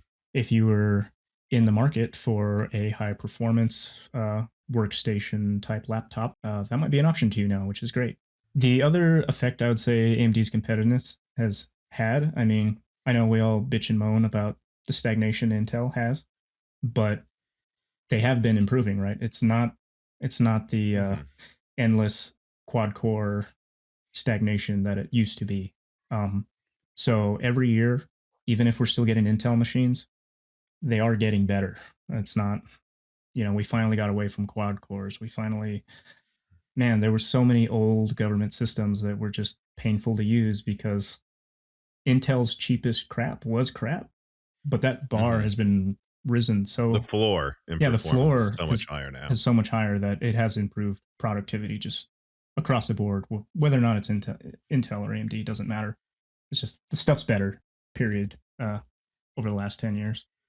And so compared to about, I think it was like a year and a half ago when you were on, or a little over a year maybe, are you seeing more AMD compared to then, or is it, well, I guess you're saying you are, right? Even compared to like early 24 or something. Definitely. I'd say for server and like computing cluster type stuff, pretty much dominated by AMD at this point. For like day-to-day office machines, it still tends to mostly be Intel, but you do have AMD options. But the stock is limited. And I mean, I think that's been a problem with AMD in general in the laptop space, right? They just can't get to that quantity distribution that Intel has traditionally had. And we're starting to see vendors change. Dell and HP were very excited to announce that they were going to have Strix Halo workstation type products. We're seeing some of Dell's what formerly used to be XPS have some AMD options now, right? So it's slowly going in that direction, but AMD just can't hit the volume. So even if their product is good, there's just not enough of it to go around to really dominate. And so most of these contracts are, dominated by Intel machines for the most part. A thing that it was kind of like a footnote of the leak that I put out. What would it have been like 2 days? I guess by the time this comes out, maybe 3 days ago in that live stream, is I mostly talked about Ryzen 9850X3D, 9950X3D2. For those listening, this podcast will probably come out like hours before the CES press conferences, or like right after, or something around there.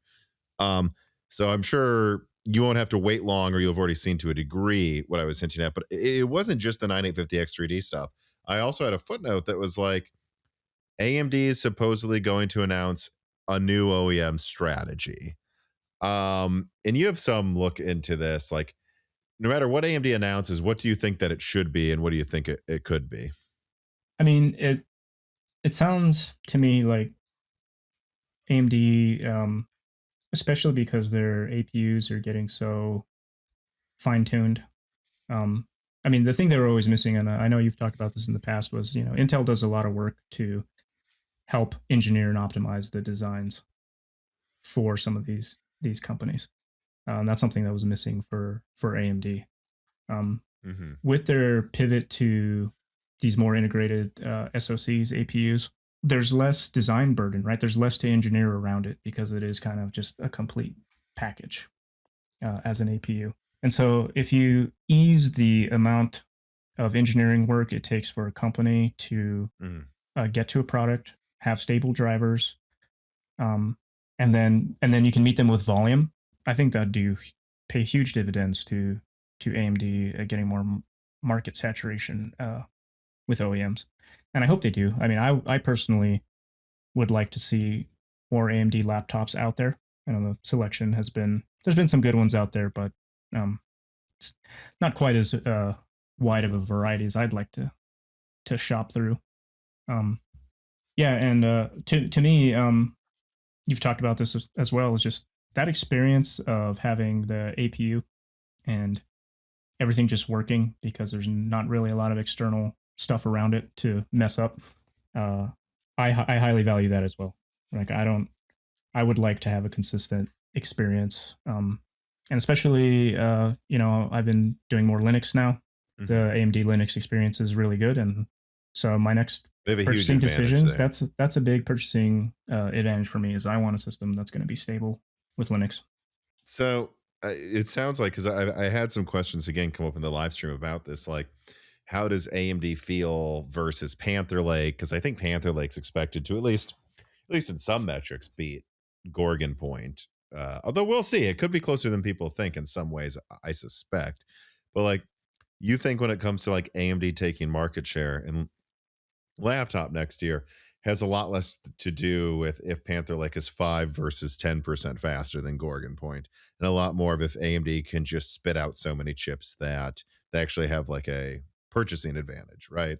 Right, and they need some design wins. They need less of, hey, there's two versions of this laptop. One's Intel and one's AMD, and the AMD one's on the last generation of whatever that laptop was in terms of design, right? So it comes off as less premium or has an older cooling system in it, whatever.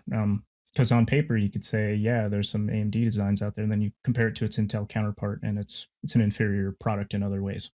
Because I think most people on laptops, including myself, aren't necessarily concerned with raw performance. I mean, if you look at why Apple is so successful, they offer a premium design, the battery life is stellar, and the performance. In their case, it does happen to be very top tier performance. Mhm. But most people on battery life alone and having a good display and a good design, that's going to sell them, right? AMD needs more of that. Of this is the premium laptop with good battery life, with good stability, with a good screen, good build quality. They need more of those wins, in my opinion. Which I would say my G1A does do that. It has a Right. top of the line display, battery life, 3-year warranty. The speakers are the best I've had in a Windows laptop, and I've had other people confirm they feel the same. Like Apple still might have better speakers, but that's about it. They need more of that.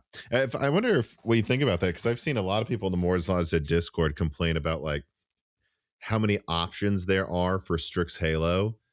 But do you think it was maybe a good early strategy to just have focus on the Asus tablet and the HP laptop being top of the line, so that AMD Strix Halo is seen as top of the line? Because I think that's what Qualcomm tried to do with Snapdragon and failed because the chips just didn't work, and now they're kind of seen as crap.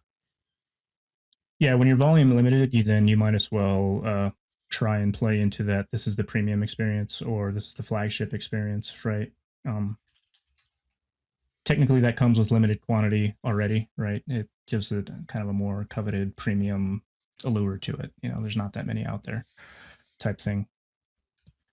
So yeah. You want to put your best foot forward and show the consumer like the top end thing is going to be these exotic designs. At least for Asus's case with their tablet, right? There's really nothing like that on the market.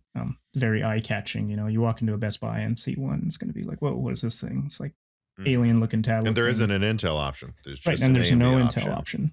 So I think that's if you can't supply the whole market the way you really want to, then that's the strategy you should be taking, is at least being visible in that sense.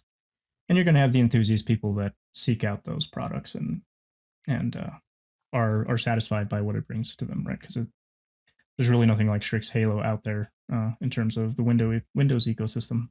And you've basically said earlier in this episode that like Intel's gold standard in like stability and being able to deliver things on time seems to be shaking. So if AMD could promise that, there is an opening here where people don't really see Intel as reliable anymore, too, right? Yeah, I mean, Intel is good at putting out a product out there in volume, whether it's behind or not, whether it's really what they were aiming for or not.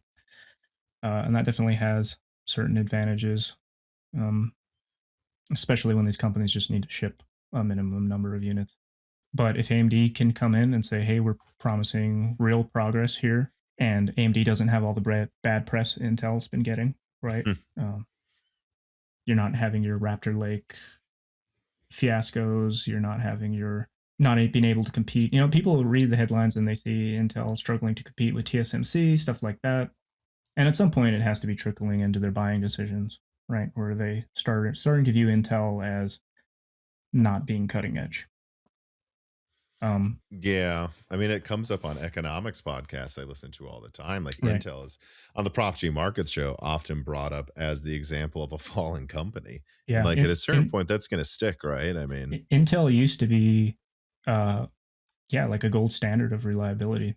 They used to go out of their way to ensure that their quality assurance was just ironclad, right? How many times have you built a PC in your time doing this and thought, oh, something's wrong. It must be the Intel processor. Yeah, never. Almost never, right? Yeah, With the exception of Raptor Lake, right? Well, I'll be honest. I would never assume that of any processor. In my experience, processors are almost never the failure point. So to see that happen with Raptor Lake and that scale was nuts to me. And they used to do things too that were part of that philosophy of reliability and stability. I remember some of their early SSDs. They sourced SSD controllers that they didn't build themselves.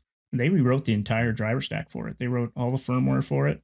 They didn't use whatever that outside supplier had wrote for that controller because they wanted to ensure it had the level of stability they wanted to offer their enterprise customers or whatever.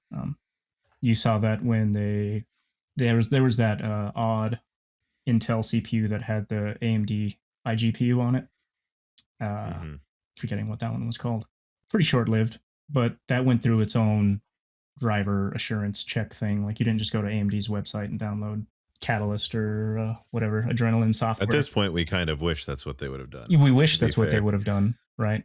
But there was a separate quality assurance, and that was kind of just the name of the game. That was the MO. You're talking about KB Lake G and like the Vega H and GL things, yeah. And it's gone away from that, right? It's gone away from trusting Intel. Arrow Lake launch is also a good example, right? The BIOSes weren't working properly. You couldn't even install Windows on the thing. Just embarrassing problems to have.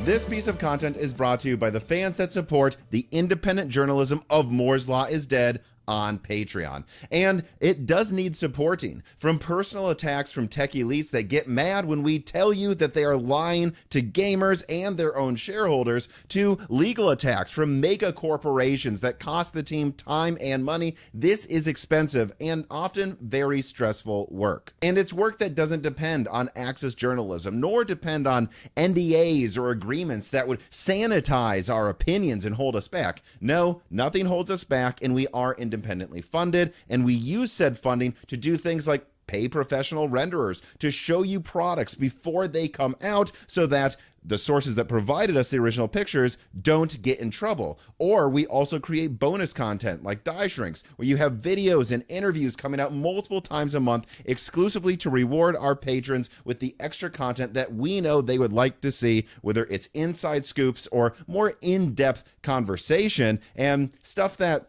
we just know wouldn't profit if we put it out publicly, but it doesn't need to profit for our fans on Patreon because it is self-funded. And so if you want any of that bonus content, or you want to support the independent journalism of Moore's Law is Dead, or honestly, if you just want to support me, Dan, Gerard, Carbon Cry, or Jesse and Maurice so that we have food on the table every day, consider supporting Moore's Law is Dead on Patreon. And to those that already support us there, I'll see you on the Discord.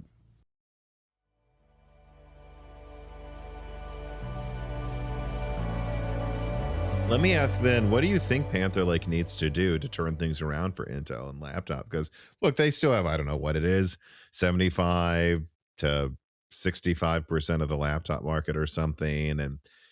But there does just seem to be this momentum behind AMD. And as far as we can tell, right, AMD is going to have some pretty big advantages with maybe not Gorgon Point, but I don't know, the Zen 6 APUs, Zen 7 APUs. I'm leaking lately. I look insane to me.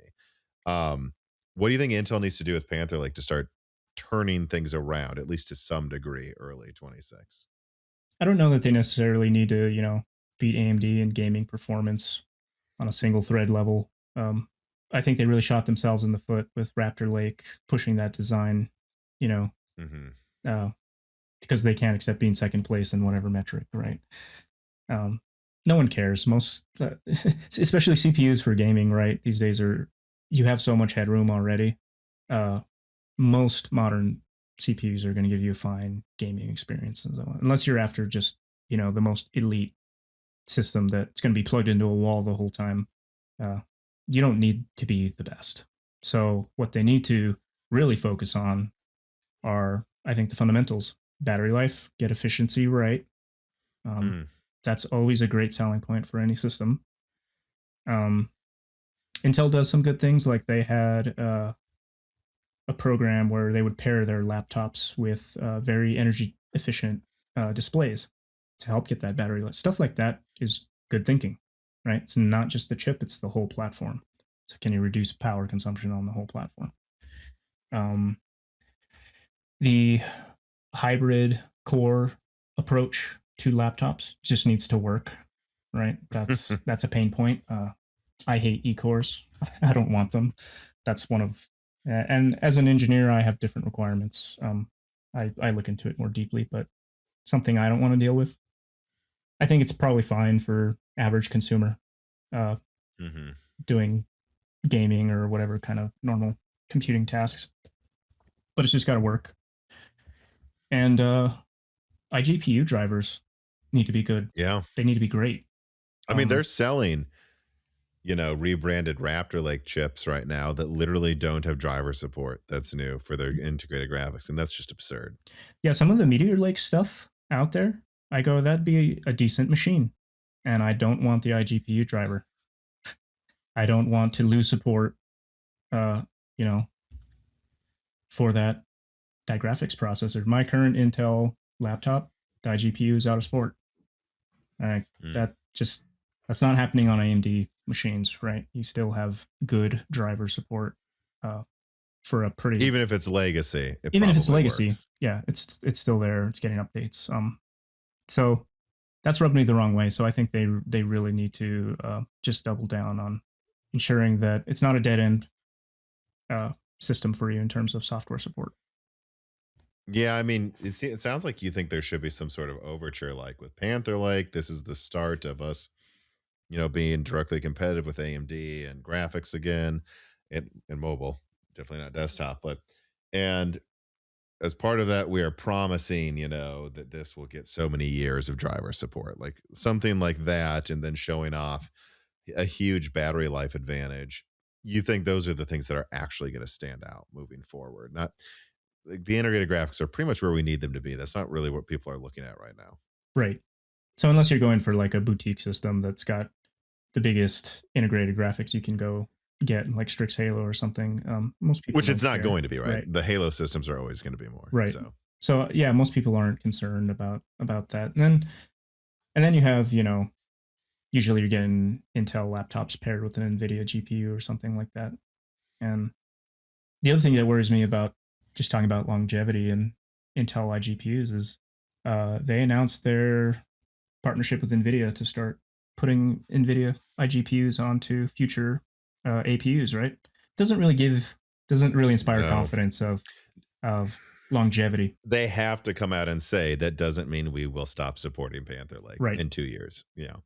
Yeah. So, because otherwise, I'd be compelled to wait to get an Intel APU with an Nvidia chip on it, because at least I know the driver is going to be supported for some amount of time. Yeah, that's the thing that's just so weird. I mean, I remember making this big, like, I don't know if prediction, but like giving some advice that like, yeah, I don't know what's going to happen with Battle Mage, but at least it seems like Celestial will be their budget iGPU architecture for a decade. So maybe Celestial actually you shouldn't be afraid to buy. But I don't even know anymore because like their new roadmaps, they won't even. It's like they don't even know it is Battle Mage or Celestial. Like nothing's on their roadmap, and so it's hard for me to recommend any Intel APU that's even coming out soon because when they refuse to put Celestial on their roadmap, and then they all of a sudden claim that like what is it that Lunar Lake didn't have Battle Mage or something, whatever they claimed, even though they said it did, and now they're saying it doesn't. It's like, well, I don't actually know what you're going to support, so they need a. I would say that, yeah, I would say the number one thing they need to do at CES is clear up the confusion about their graphics. Like, can you guys stop lying to us? We know where's the B770? Like maybe it'll probably be announced at CES, maybe it'll be announced when this podcast comes out finally, but they said it was going to come out in 2023 and then it didn't. And then they changed what's Battle Mage and what's not Battle Mage. So they just need to come out and be very, very honest about the future of graphics. And if that means it's just integrated moving forward, that's fine. But say it. Otherwise, no one's going to believe anything's going to have support, right? Because like, why would you believe anything they say? Yeah. And for me, I'm coming up on needing to buy a new laptop at some point. Mm-hmm. And if they, quelled my fears a little bit of iGPUs being supported, I probably wouldn't hesitate to pick one up. Even wouldn't have to be the fastest. It just needs to, for me, battery life, and just be kind of a good, solid design, efficient, and be supported. That's really all I'm looking for. So I don't feel like the bar is that high. You just they need to just temper the uncertainty that's out there and hesitation in consumers, because right now I'm just like, I don't really know how, exactly as you're saying, I don't really know how you guys are operating now. It doesn't inspire confidence, and that doesn't make me want to buy a system, right? Mm-hmm. So yeah, if they can get the foundations of it solid, then I would consider it. But and it doesn't have to be the fastest. Speaking of Intel, Moist Queasy Bartlett Lake Soup 999 writes in and says, what's the conversation like when Intel is the topic behind the scenes? Are they seen as an important asset that cannot be lost for national security reasons? Or has Uncle Sam given up on them or not regard them as that important? So I would say I'm not privy to the circles that, sure, are going to be talking about that at, a White House level even, right? Because those discussions go all the way up. Definitely no one. It would be a waste to let that infrastructure fail, right? It definitely would be a waste. And I think with the right management, over a long-term period of time, you could get to a point where Intel's operating healthy again. At the same time, what's good for capitalism is good for the country in the sense of just getting the best things at the cheapest cost, right? So having TSMC operate in Arizona is a good thing, right? They're building as more long as fabs, they're actually operating. Capacity. As long as they're operating, they're not doing it at the margin they can do out of Taiwan. But for the most part, those fabs are physically here, right? And that is advantageous. Even though they're not an American company, they are physically in the country. So I think that's reassuring. If Intel fails, and then there's at least a company here that's doing it. Or two, with Samsung, and then right. or three with Global Foundries. So it's like, I do wonder how long that's going to go on. You see TSMC, what they announced, they're building advanced fabs in Japan now as well. Like, how much are we really going to start? Are we really going to continue to go, but Intel's necessary for national security if TSMC continues to get billions of dollars and actually build out their fabs and run them? And I already feel like some of that sheens off of Intel, like where people already don't bring them up as often as like a national security thing, actually, as they do TSMC. Right. And if you read the national security policy for 2025, right, it specifically mentions strengthening our alliances with South Korea and Japan for national security purposes, right? So Yeah, I think in the United States interests, it doesn't necessarily need to be domestic fabbing capability. It has to just be allied fabbing capability, right? We need strong alliances and just less eggs in one basket, right? Try and spread it out from Taiwan to more geographically separated areas so that it's less vulnerable in that sense. So I think as long as we continue to foster those types of alliances, that's overall a good thing for the United States, whether Intel survives or not. But I mean, another part of this is, Intel is a global company, right? It's not like all their fabs are in the United States. So in fact, they use TSMC for Arrow Lake. So that's always my first pushback is, first of all, guys, Intel uses TSMC. So I don't know what we're protecting anymore. Right.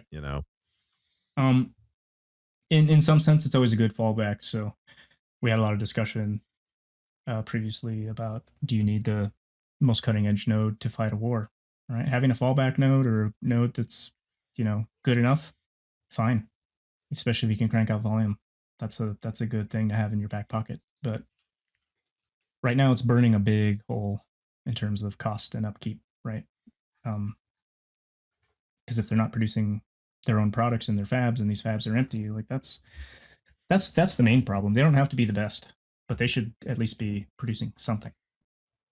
And you'll see these articles that AMD or Nvidia or whoever is courting Intel Foundry, and then it ends up being a nothing burger. And it's like, oh well, the next node's the good one. How many times have we seen those types of articles? My over God, and it's over. like it's frankly, it's as annoying for me as the articles I see where they're like, this Stanford has a new battery that's 1,000 times bigger. Could this bring us 500-hour battery lives? And it's like, no, it won't. And stop spamming my Google newsfeed with this crap. God.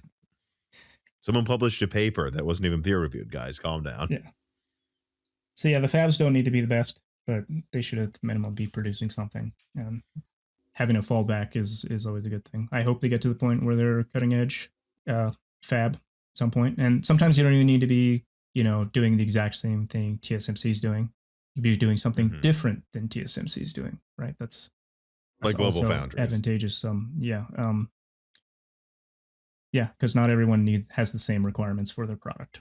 So if you can differentiate and do something else in a cutting edge way, that is also a good thing to have. All right. I have to ask about this.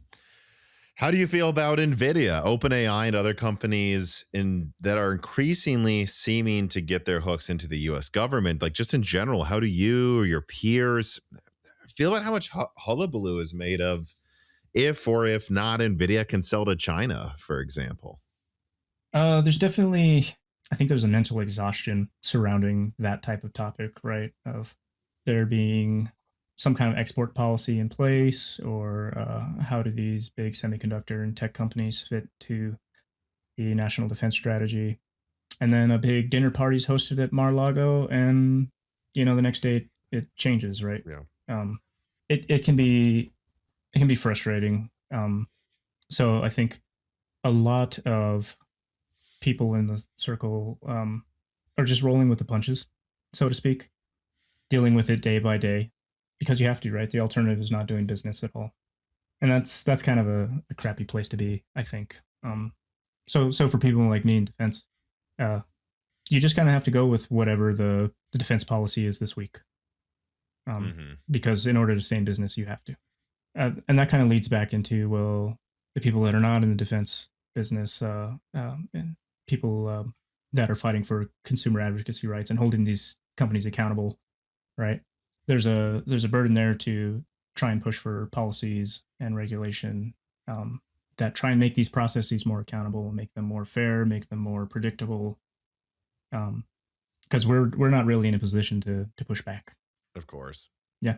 And it's just mental exhaustion with having to know what's going on. And that comes with, if you're a government worker, it's your duty to execute these policies. If you're a contractor, especially for a publicly traded one, you're not going to fight back against them if it means hurting your potential sales and business opportunities. So you're stuck between a rock and a hard place. whether or not you like the policies or not. Now, in terms of does selling NVIDIA chips to China make a difference in the overall grand strategy of the nation? It's a complex problem that, you probably need many subject matter experts to weigh in onto how that computing capability affects China's military, affects their economic growth, affects their ability to advance their capabilities, right? So you need experts in the semiconductor industry, you need experts in the intelligence industry that know what China's working on and what their aspirations are. And they all need to be in the same room, and they all need to be talking about, they also need to be aware of what's going on in this country. How are we using that same cutting edge capability to advance our directives, right? And then kind of assess what is that gap, right? What is the technological gap between us and our adversaries?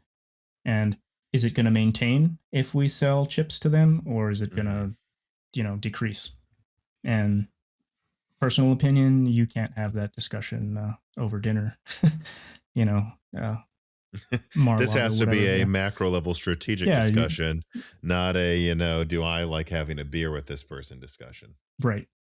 Absolutely. And I to my perspective, I don't know if that's happening. And that's probably another frustrating thing about this administration is a lot of these discussions are held privately. There's a lot less transparency with this administration, and that can be frustrating. Mm-hmm. And I again, it was mostly about Nvidia, but I assume that applies to anything having to do with any big corporation, whether it's OpenAI. It's basically the same sentiment.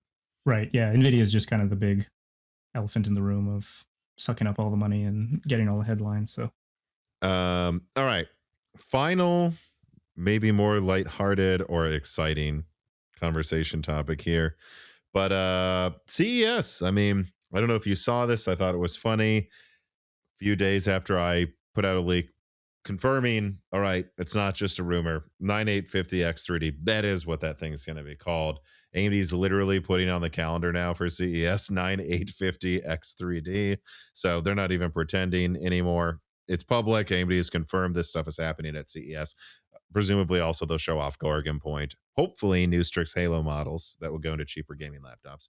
Panther Lake, Nvidia. Honestly, I don't know. They might just talk about AI again. I probably announce some new RTX feature if I had to guess. I don't actually know if they're going to announce N1X yet. We'll see. And then there's, of course, Panther Lake. What all of these things happening at CES, what are you most excited to see? I think the DDR5 shortage took a lot of wind out of my sails for that, in the sense that, yeah, you could be excited about this hardware, but if you can't get RAM, or the toys you want to buy are more expensive and out of reach, that's not as fun. 9850X3D, I think, is a good marketing point for AMD, because they can say, hey, in a world where there's a RAM shortage, you don't need the fastest RAM to slap into a desktop when you've got 3D cache. Right, so buy an X3D chip. If you have the fastest RAM, or if you want to get new RAM in the future, this will be able to use next year's fast RAM. Right. So good move for them. They should focus on that. If someone was building a gaming PC this year, I certainly wouldn't shy away from recommending some kind of Vcache chip, just to say you don't need the fastest RAM to get this to perform well. So, if you're going to buy RAM, you can buy something slower and less hiked up on price. You can probably get by with a single 16 gigabyte DDR5 stick with a 9850X3D, and it'll probably be like 35-40% faster than anything Intel has in gaming, by the way, even with that. And then when prices start to become more reasonable at the end of the year, well, yeah, you can upgrade, and you can even get DDR5 9000 perhaps, and it'll run great. There's a real argument for this, I think, versus what Intel's going to try to parlay with. Buy Arrow Lake refresh and a new motherboard. Yeah. I am somewhat interested in what AMD and Intel are going to be putting out for laptops, because like I said, I'm kind of in the market for possibly replacing mine. So it's going to have to be short term, though, because as we know, prices are going to keep going up. So that's kind of where my uncertainty is just what's the time frame on releasing some of these things? When will I actually be able to press buy on one? And when I get to that point, what is the actual price going to be? But Yeah, I think I saw Leo from Gru on Twitter say this. Say what I'm looking most forward to at CES, and or what he's hoping happens, I guess you might say, is what he wants to see is, especially in a time of uncertainty, there not to be uncertainty in what's announced. So he hopes they come out and HP's like, this is our new, let's hope, strict, or Lenovo perhaps comes out. I think that'd be a better example of an ideal situation, and comes out and goes, this is the new Ryzen AI 388 Strix Halo laptop, eight cores, 40 compute units. It's going to be this price, whether it's $1,500 or $1,200 or $2,000, and it will launch on this day. yeah, That's the sort of announcements we will be looking for in a market of uncertainty, is the companies that show certainty in what they're launching, even if it's $100 more than we wanted, $500 more. If we know the price and the launch date and it's real, I think that's going to win them a lot of favor. yeah, I agree with that. That would at least build my confidence of shopping around.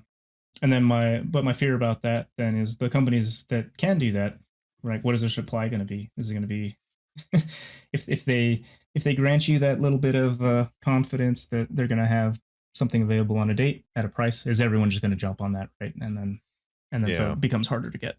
Well, yeah. And I just do not think it's going to pay well for Intel to be wishy-washy about Panther Lake's release date. Which, to Intel's credit, they did not pretend Panther Lake launched last year. I mean, and I had been told, yep, it might be another Meteor Lake situation where they're like, launches December 31st, 2025. And to Intel's credit, they said we're actually delaying it. It is not launching 2025. So who knows? Maybe Intel won't be wishy-washy as well, and they'll come out and say they should cost this much, they will launch at this date, and there will be availability. If they can do that, and there's a ton of Gorgon Point stuff, maybe it would be a better situation than people expect. Yeah, and other than that, I'm looking forward to displays. Got some new OLED displays coming out. Monitors are getting better and cheaper. So that's always exciting to me. I like to see that area of tech. 2026 is going to be the year where you upgrade your monitor, not your system. Yeah, definitely. The stuff I've been seeing is insane. Like 1040 hertz monitors? Like, it's crazy. Yeah, and I know Samsung's got their 4th gen quantum dot, and yeah, just good stuff all around. And that means all the prices of the last gen stuff goes down. So hey, you can't get Rime? Go buy a monitor. They're great.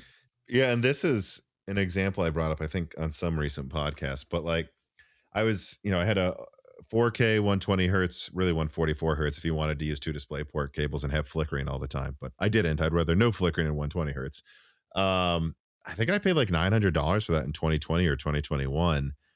And I almost got some crazy display for my side monitor that I was replacing. But I'm like, realistically, I don't need more than just another 4K display. And I was shocked that there was like a Dell 4K 120 IPS for $200. I'm like, what? Like, this is just for basic office work now. These monitors are 4K 120. That puts things in perspective. And it's probably about as good or better than IPS HDR monitor Dan got for like $800 a few years ago. It's crazy. Yeah, around my office, I mean, we supply a lot of just Dell run-of-the-mill office type hardware, and yeah, some of them Dell monitors we have, I'm like, whoa, these things are seriously 100 plus hertz, 4K, like really good color reproduction. Like, yeah, it's impressive. So that's something I've really appreciated, that the minimum bar of quality has gone up on is displays. I feel like we had a pretty long stagnation of just TN LCD panels with terrible contrast for a long time as being. Yeah, do you want 1440p 144 or 4K 60? And now it's like, it's almost choose your resolution and frame rate, actually. In a couple of years is probably what it's going to be. And within each technology area, whether it's LCD or OLED, like the picture quality is so much better now too. It's not like you're missing out on a ton if you go for a budget monitor these days. I mean, the new best HDR displays look fantastic, but that minimum bar is just so much higher now. It's really hard to ignore. Yeah, that point about the minimum bar is an important one as well, because I think there's a lot of people that are like, do I, they just announced 5K displays, will there be 6K displays? And it's like, hey, man, if you've got a TN 4K 60 or 1080p 144, VA display from 10 years ago. I'm telling you, a $200 IPS display is going to look comically better. So again, this is just the year you should probably do that. Totally agree with that. All right. Well, on that cheerful note, we actually found something happy to talk about at the end. So I think we should not jinx ourselves and leave it there. But I want to thank you so much for coming on. I mean, I don't know if you do, but I always have to ask anything you want to plug, anything at all. No, nothing in particular. I'll just plug your Patreon and join the community. We have a good community. I feel like if you're into tech, like discussing tech like I do, it's a great community to be a part of. So definitely kudos to you for fostering that. And that's why I'm here. So. Yeah. Well, again, I'm glad you're here, and I will, parrot that as well. Like, there are a lot of people, whether some of them admit it or not, actually, that work at like AMD, Nvidia, Intel, and not, or like in various different industries connected to semiconductors like you, that have really thoughtful discussions in the Moore's Law is Dead Discord. So please consider joining the Patreon to get that, and ask guests like Matt here today questions. And otherwise, I mean, make sure you're subscribed to Moore's Law is Dead on YouTube. Ring the bell button, share it, hype points, comment. Not sure if I'm forgetting any of the new bells and whistles they want you to do to show support, but try to do all of them. And, subscribe to Broken Silicon, your podcast app of choice, and give us a review. Otherwise, we're here. Get ready for a ton of CES content, and we're, shortage or not, there will be a constant factory of content from stuff to talk about. As if the first week of January is any indication, there will not be a shortage of things to discuss in 2026. And so we hope you'll stick with us through it. But once more time, thanks for watching. Thanks for listening, everybody, and have a good week and hopefully a good 2026.